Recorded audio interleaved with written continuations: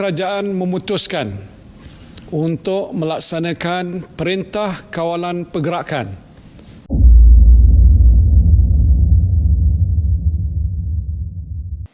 Hai, Assalamualaikum warahmatullahi wabarakatuh. Nama saya Intan Maisara binti Rahman akan menerangkan tentang kehidupan rakyat Malaysia sebelum kedatangan COVID-19. Seperti yang anda tahu, terdapat pelbagai jenis kedai atau gerai yang dibuka di Malaysia. Kebanyakan gerai makanan sentiasa dibuka demi para pelanggan. Mereka dapat beroperasi pada waktu yang mereka inginkan, tetapi apabila Perintah Kawalan Pergerakan dilaksanakan, mereka diarahkan untuk berhenti beroperasi pada jam 8 malam. Pada musim cuti pula, rakyat Malaysia akan memilih untuk pergi bercuti dan melancong ke tempat-tempat yang menarik.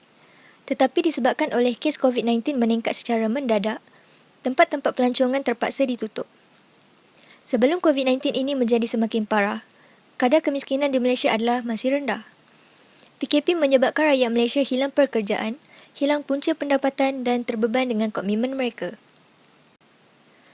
Pelajar sekolah dan IPT pula dapat belajar secara bersemuka dan membolehkan mereka mempunyai fokus yang lebih tinggi berbanding belajar secara atas talian.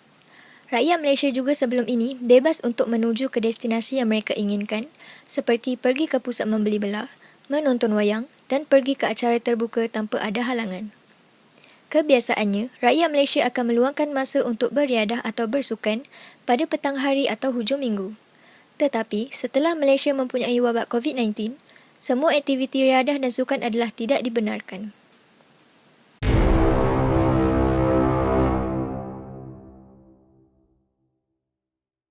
Saya, Nur Shanazrin binti Abdul Batin akan mengulaskan tentang latar belakang COVID-19. Apakah itu COVID-19?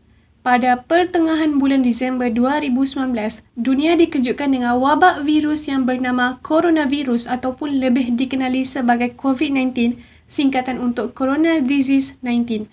COVID-19 merupakan virus yang baharu dikenal pasti dikesan daripada pasar makanan eksotik di Wuhan, China. Antara haiwan-haiwan liar yang dijual ialah seperti anjing, kelawar dan ular. Coronavirus atau COVID-19 boleh tersebar dari manusia kepada manusia melalui titisan pernafasan atau sentuhan. Jangkitan COVID-19 ini sangat bahaya kerana ia boleh menyebabkan seseorang individu mengalami penyakit yang teruk dan lebih serius lagi ia membawa maut. Golongan utama yang berpotensi tinggi ialah kalangan warga emas yang mempunyai masalah kesihatan atau sistem imun yang rendah.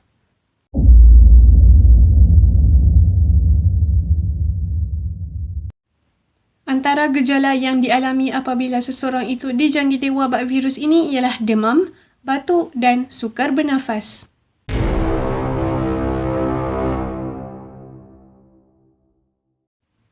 Selain itu juga, terdapat gejala yang lebih teruk iaitu pneumonia dan kegagalan buah pinggang. Pneumonia adalah peradangan paru-paru yang disebabkan oleh infeksi. Penyakit ini boleh menimbulkan gejala sama ada ringan atau berat.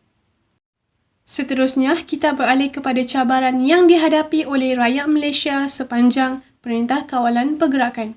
Perintah Kawalan Pergerakan ataupun lebih dikenali sebagai PKP merupakan tindakan yang dilakukan oleh kerajaan Malaysia bagi menangani penularan baru wabak COVID-19 ini.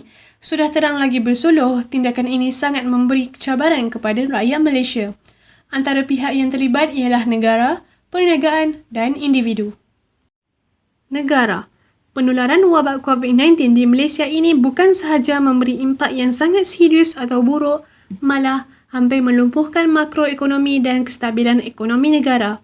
Mengikut kajian, negara mengalami kerugian sebanyak 2.4 milion ringgit Malaysia setiap hari. Selain itu juga, saham di Bursa Malaysia juga jatuh.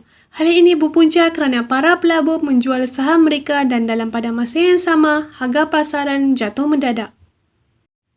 Perniagaan. Semasa Perintah Kawalan Pergerakan PKP dilaksanakan, banyak perniagaan sama ada kecil atau besar terjejas.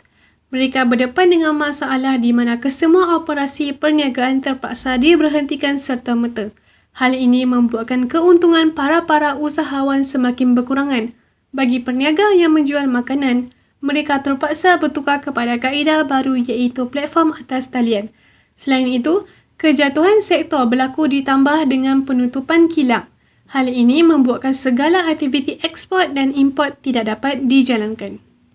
Dan akhir sekali, pihak yang terlibat ialah individu. Mengikut kajian, seramai 81,056 orang rakyat Malaysia kehilangan pekerjaan semasa PKP dijalankan.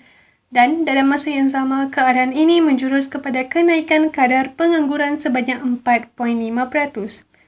Keadaan ini sangat sukar untuk dihadapi oleh rakyat kerana mereka hilang sumber pendapatan, lebih-lebih lagi ketua keluarga, kerana mereka tidak dapat menampung ahli keluarga. Tidak kurang juga kepada para pelajar. Semasa PKP dilaksanakan, mereka terpaksa menggunakan kaedah pembelajaran dalam talian. Hal ini telah membuatkan mereka tidak dapat berhubung secara langsung bersama rakan dan para pensyarah.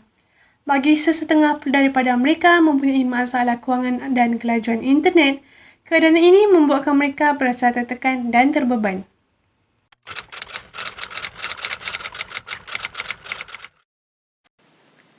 COVID-19 dan PKP ini juga memberi kesan terhadap sukan.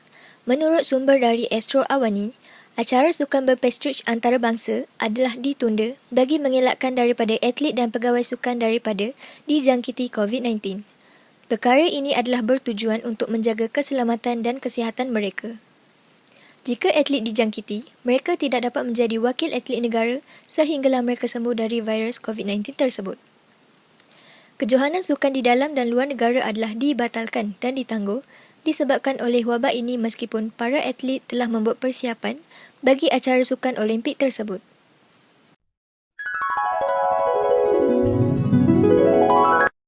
Assalamualaikum warahmatullahi wabarakatuh. Nama saya Nur Aisyah binti Rosli akan menerangkan cadangan dan strategi yang dilakukan oleh kerajaan Malaysia bagi menambah baik ekonomi negara Malaysia. Cadangannya iaitu BPN 2.0, BPR 2021, moratorium dan bantuan bank bersasar serta skim pembiayaan sektor pelancongan iaitu penjana.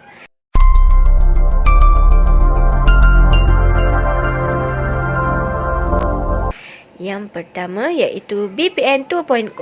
Kerajaan Perikatan Nasional telah menyediakan bantuan tambahan kepada rakyat yang berpendapatan B40 dan M40. Ini bertujuan bagi meringankan beban rakyat akibat pandemik COVID-19.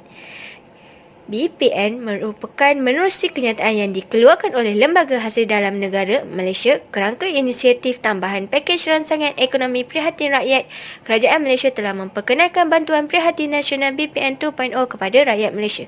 Negara Malaysia amat prihatin dan mengambil berat terhadap rakyat Malaysia yang sedang mengharungi pelbagai dugaan dalam tempoh Perintah Kawalan Pergerakan.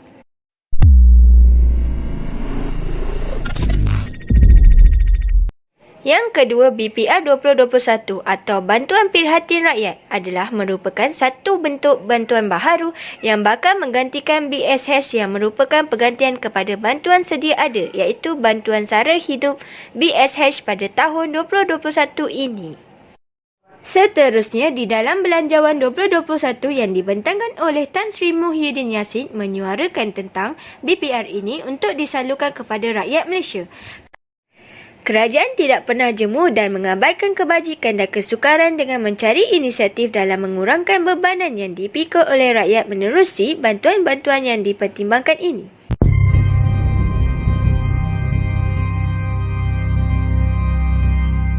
Yang ketiga, moratorium dan bantuan bank. Moratorium merupakan penangguhan rasmi bayaran ansyuran bulanan daripada pembayar kepada pihak bank tanpa caj penalti atau denda.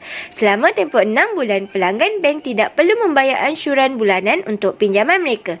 Setelah tamat tempoh moratorium, bayaran ansyuran oleh pelanggan bank akan diteruskan.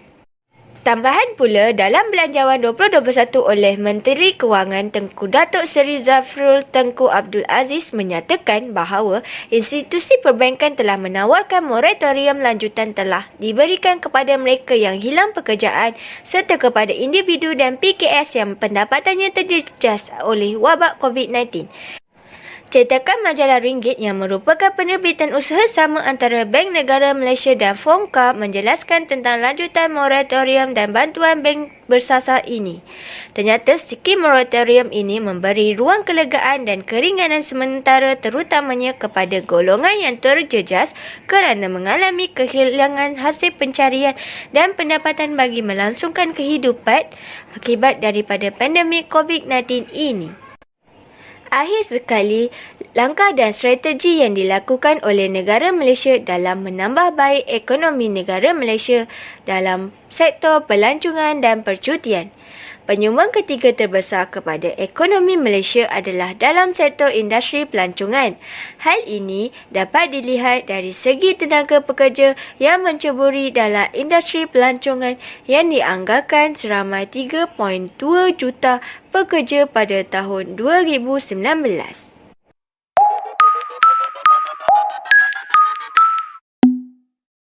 Tambahan pula, pada awal bulan Jun 2020, terdapat skim pembiayaan sektor pelancongan iaitu Penjana telah ditawarkan oleh kerajaan yang bernilai RM1 bilion bertujuan untuk membantu perusahaan kecil dan sederhana PKS dan perusahaan mikro tempatan. Skim pembiayaan ini harus digunakan sebaik mungkin oleh pengusaha sektor pelancongan demi menambah baik lagi kualiti servis dan perkhidmatan pelancongan, menguatkan lagi keupayaan mereka dalam melaksanakan penyesuaian serta meningkatkan daya saing apabila negara pulih seperti sedia kala daripada COVID-19 ini nanti. Maka jelaslah bahawa BPN 2.0, BPR 2021, moratorium dan bantuan bank bersasar serta skim pembiayaan sektor pelancongan iaitu Penjana merupakan antara cadangan dan strategi yang dilakukan oleh kerajaan Malaysia bagi menambah baik ekonomi negara Malaysia. Perkara yang dapat disimpulkan adalah setiap pihak mempunyai tanggungjawab dan peranan masing-masing, maka mereka perlu memainkan peranan tersebut. Individu digalakkan untuk kekal di rumah jika tiada urusan penting bagi mengelakkan wabak COVID-19 ini tersebar lebih luas dan mengelakkan daripada diri serta keluarga daripada dijangkiti. Selain itu, ekonomi negara perlu dipertingkatkan agar Malaysia tidak akan menjadi negara yang mundur pada masa akan datang. Usaha dan inisiatif yang berkesan perlu diambil memandangkan ekonomi Malaysia telah mengalami kerugian yang besar. Rakyat Malaysia juga perlu menjadikan situasi sekarang sebagai norma yang baharu dengan kekal mematuhi SOP iaitu penjarakan sosial, memakai pelitup muka dan mengelakkan dari pergi ke tempat yang sesak. Sekian sahaja dari kami. Terima kasih.